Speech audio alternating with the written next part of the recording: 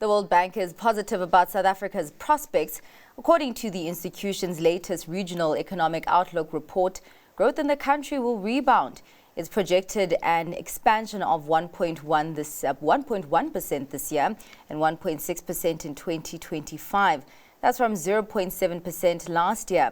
But its outlook for the continent has dimmed.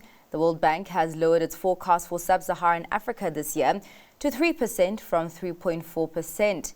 That's mainly due to the destruction of Sudan's economy in a civil war. Calgro M3 has reported higher profits at the halfway mark. The diversified property developer has posted a more than 28% rise in headline earnings per share. That's even as revenue fell 26%. It owes its bottom line growth to lower infrastructure costs and a positive product mix. Looking ahead, Calgro says it is poised for a transformative growth phase in the second half of the year. That's as it has a robust pipeline consisting of strategic large-scale developments. Merafe has upped its output. The miner's attributable ferrochrome production for the third quarter has come in at 76,000 tons. This takes output for the first 9 months of its financial year to 230,000 tons. That's an increase of 2% on last year's figure. The firm says this is due to all operating smelters being in production throughout the winter months. Merafe is the junior empowerment partner in the chrome joint venture with Glencore. Sasfin has warned of a plunge into the red. The financial services group expects to report an annual headline loss per share of at least 181 cents. That's from earnings of 366 cents previously. The firm says the slide is due to an increase in credit losses and negative fair value adjustments. That's as a result of the challenging economic environment. High once-off costs also weighed. More detail will be provided when the company opens its books in the coming days. Altvest Capital has joined the Johannesburg Stock Exchange. The firm has moved its listing from the Cape Town Stock Exchange to the JSE's AltX board. That's as the private investment platform looks to boost liquidity. CEO Warren Wheatley says Altvest's mission is to bridge the financial accessibility gap by funding South African small and medium enterprises through debt and equity instruments. And the JSE listing allows the firm to reach more investors and enhance these investment and funding opportunities. And as tributes pour in for late former finance minister and SA Reserve Bank Governor Mboweni, an old tweet from 2018 has resurfaced, revealing his wishes for after he died. Mboweni passed away on Saturday night at the age of 65 after a short illness. In the tweet, Mboweni shared a conversation with his son in which he expressed contentment with his life's achievements.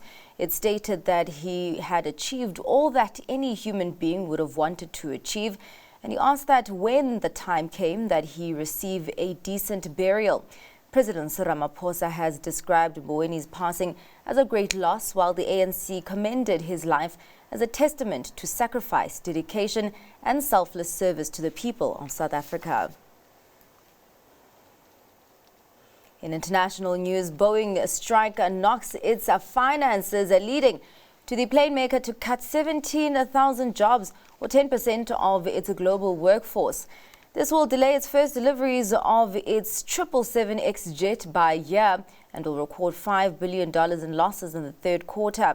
Now let's take a look at this report for more. Boeing plans to cut 17,000 jobs, or 10% of its global workforce, and record $5 billion in losses in the third quarter, as the U.S. plane maker continues to spiral during a month-long strike. In a message to employees, Boeing CEO Kelly Ortberg said downsizing was necessary to align with its financial reality. Strike! Strike! Strike! It comes after production of the 737 MAX, 767, and 777 jets halted due to the ongoing strike by 33,000 U.S. West Coast workers. Reaching a deal to end the work stoppage is critical for Boeing. It filed an unfair labor practice charge with the National Labor Relations Board, accusing the Machinists Union of failing to bargain in good faith. The International Association of Machinists and Aerospace Workers, which represents striking workers, described Boeing's claims as groundless. Ratings agency S&P estimated the strike is costing Boeing $1 billion a month, and it risks losing its prized investment-grade credit rating. Boeing also notified customers that it expects first delivery of its 777X to be in 2026 due to challenges in development, the flight test pause, and the work stoppage. Even before the strike began on September 13th, the company was burning cash as it struggled to recover from a January mid-air panel blowout on a new plane that exposed weak safety protocols and spurred U.S. regulators to curb its production. Boeing faced a Texas court hearing with a judge who will decide whether to accept the plane maker's offer to plead guilty to fraud under a deal with the Justice Department. Boeing has agreed to pay up to a $487.2 million fine, spend at least $455 million on improving safety, and face 3 years of court-supervised probation and independent oversight. And Virgin Australia has recorded a 6.8% year-on-year increase in revenue and its second consecutive annual profit, putting it in a stronger financial position as it looks to pursue an eventual initial public offering. Here's more detail in this report. Virgin Australia has recorded its second consecutive annual profit. The airline said Monday it had seen a 6.8% rise in year-on-year revenue. The results put it in a stronger financial position as it looks to pursue an eventual initial public offering. It also comes just 2 weeks after Qatar Airways said it would buy a 25% stake in Australia's number 2 carrier. The airline was bought by US private equity firm Bain Capital after it collapsed into voluntary administration 4 years ago. It returned to profit for the first time in 11 years last year. Virgin Australia did not publish after-tax profit figures, but it reported underlying earnings before interest and tax of $350 million for the financial year ended June 30th. That's up 18.2% over last year's result. In contrast, rival Qantas in August reported a 16% drop in annual underlying earnings before tax.